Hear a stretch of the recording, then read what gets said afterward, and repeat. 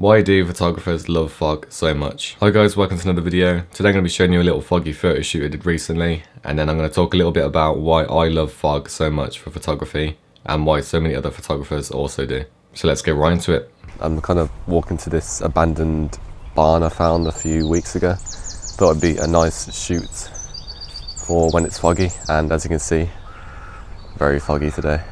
So I thought I'd get a quick shot in the cemetery just to warm up. Thought I'd get like the church in the background with some stones in the front. So I quite like these two mossy ones here, so nothing crazy, just a warm up really. I'll step back a bit further and get the whole church in. Might get some of these right here with the trees in the background. Actually, it looks quite moody. Alright, I think that'll do for that. I want to kind of hurry up and get to the spot I was planning on shooting because the fog could disappear in an hour or two. You never know. Right, so here we've got this pretty cool looking architecture here. I don't know what it's called, it's like Tudor architecture, is it? But I'm going to get a shot of that with the clock in the background. Cool, that'll do for that. I could always shoot this on the way back. I think I'll try and resist any more temptations and stick to where I was going to photograph. Also, my hands are freezing. I literally thought yesterday I should probably bring gloves. I was like, nah, I don't need them. I've been here 5-10 minutes and my hands feel like they're going to fall off. Alright, so I've got to walk across this into the empty void. Probably won't need my tripod. There's that much today, but I brought it anyway. There's a few interesting trees I'm seeing appearing out the fog as I walk further. So I'll probably grab a few shots of those on the way. I haven't really said what I'm shooting on. So I've got my Canon EOS R and the Canon EF 16-35.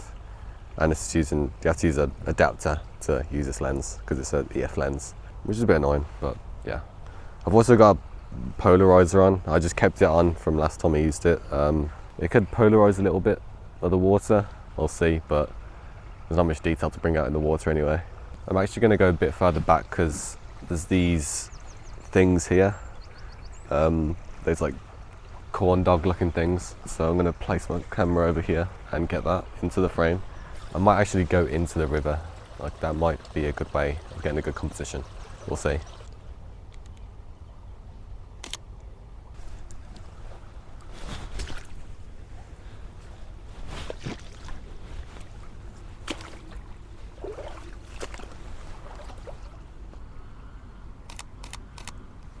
The sun is actually coming out quite a bit,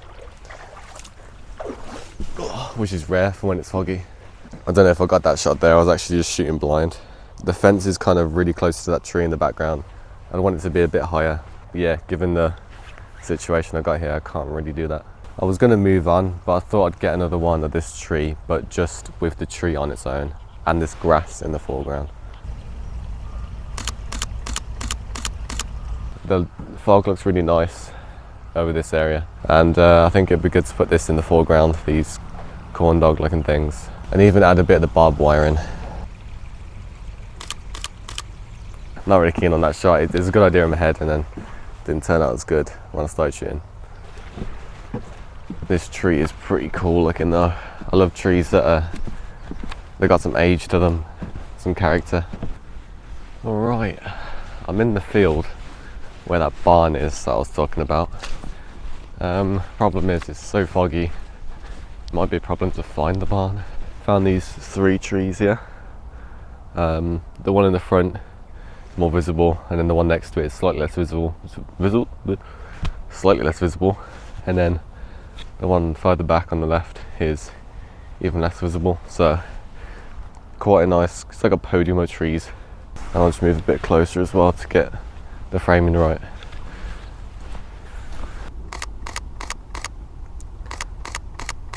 There's also this scene I just wanted to capture quickly. Got a nice tree on the right and the trail goes down and bends to the right slightly. I'll position myself more this way, so then in the frame it looks like it starts on the very right of the frame and then winds in. Whereas if I stood over here, it would just start on the left of the frame and it wouldn't have as much flow in the composition. Shooting at f5.6 for most of these so I can get it in focus, and then 1/100 shutter just to make sure things are sharp. Could shoot this lower down as well actually. Cut out some of that middle ground. I quite like that actually. I don't think it needed a subject on the trail. Actually, just walk past a nice shot. Those same trees I shot earlier, but nice, very nice leading line. Gives the subject a bit more flavour, if you know what I mean. And like the last shot before, you can kind of stand more to the left, so I get those leading lines come through the right, kind of fill the frame, give it more flow. Shoot at 35mm. Shoot one higher up as well, and maybe in portrait. Portrait might look cool. There's quite a bit of negative space with the shooting landscape. I think I like that a lot more than the shot I got earlier. I think the barn's out there, but I literally cannot see it, and I don't want to start walking into a field, no direction. So I'm going to try and pinpoint it on Google Maps. Just behind that tree over there, I think. Well, that didn't take too long, literally took a minute or two. It's right there. Wait. Can't point. Where is it? It's behind me, so. I'm going to change the lens for this. Get like a telephoto shot here with the fog in the background. And there's a nice tree on the right as well, kind of leaning in. My hands are killing me. If you've ever used a tripod in the cold, you'll know my pain right now. I'm quite liking that.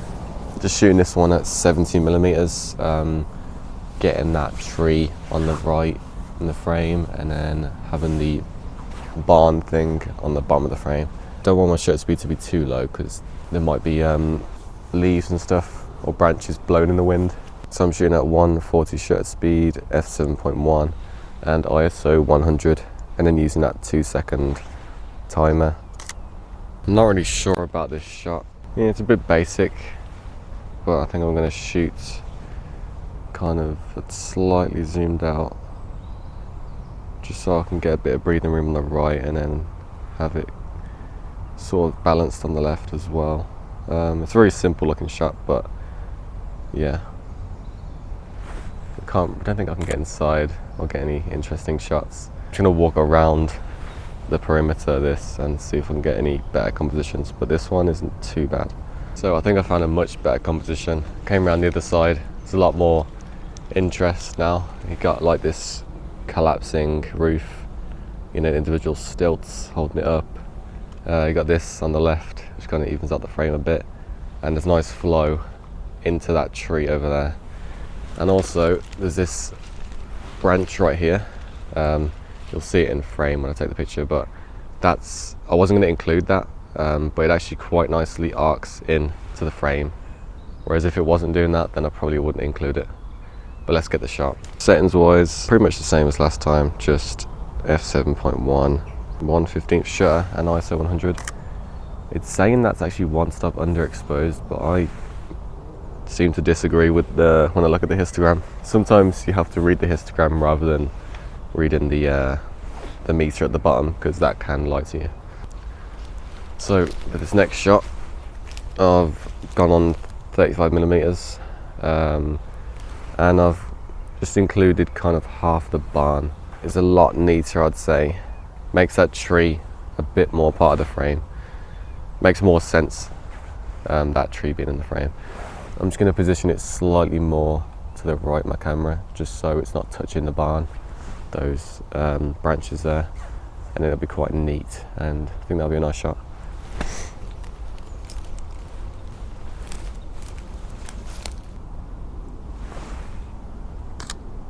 Alright, I think this composition has worked quite well. There is a stick kind of poking up and blocking the tree a little bit. I could remove that in Photoshop. I could remove it in person, but I'm not going to do that. I'll just leave it. Ooh, big bird. Alright, so I've got a lot of wide shots. I think it's good to get some detailed shots whenever you're doing photography. And I've noticed a lot of spider web and also just the moss on the roof. I think it'll be good to get close up with that with the 70 to 200. I'm going to use the tripod. Make sure there's dark bits in the background so it's contrasting the spider web. Yeah, there's another spider web in the back right as well, so it kind of fills out that bit of the frame. And f7.1 actually looks quite nice. It's got a bit of depth to it. I think it'll be good to get some a bit further away again, maybe at a different angle, see what that looks like. Right, I just had a quick shot of there. I don't know if it'll work, but I'm thinking of getting like a portrait shot of the thing, the roof, not the thing. You're kidding me? There's like nothing in this field and I managed to trip over a brick. I'm gonna get the roof with the trees in the background and I'm gonna shoot this in portrait. So yeah, same settings as before. There's no real need to change them. These settings seem to work. I thought the trees might be a bit busy in the background, but I think it kind of adds to it. And there is fog on the trees, so it does have a bit of separation. I quite like that. Right, now I'm gonna walk further away and get a similar sort of shot. So I filmed this video on my new camera, the DJI Pocket 2, and the battery life is not great. It ended up dying before I could get the last few shots. So I'll show the last few shots I got after my camera died, and I'll talk a little bit about why I love fog so much. One of the main reasons I shoot in the fog is just because it looks moody. I think most people can agree that a foggy image just looks cool. It's also for a technical reason, and that's separation. When it comes to nature, I prefer shooting in fog, especially woodland. When you're in a woodland, there's just trees and they go on forever. And when you get a photo of that, it's hard to position the trees in a nice way that looks neat and clean. And the fog just really helps separate the trees in the foreground from the background. Because with the nature of fog, the further the distance is, the foggier it gets. So it's a nice gradient from the foreground to the background. And when there's no fog, there'll just be a massive cluster of trees, and the trees you're selecting in the foreground to photograph will be lost in the trees in the background. I think it also works better to distance yourself from your subject when you're shooting in the fog. So this place I went to for this photo shoot was actually perfect because it's a massive open field and I could shoot the barn from like pretty far away, and I could shoot the trees from pretty far away, and there wasn't much in the background, so it created a very good separation from the subject and the background. Just before I end the video, I just want to mention that I've got all my gear linked in the video description. So if you wonder what gear I use, it'll be linked down below. And those are affiliate links, so when you buy through my link, there'll be no extra cost for you and it will help support the channel. But that'll do it for today's video, so make sure to leave a like, subscribe, share, comment, all that stuff. And I will see you in the next video. Bye.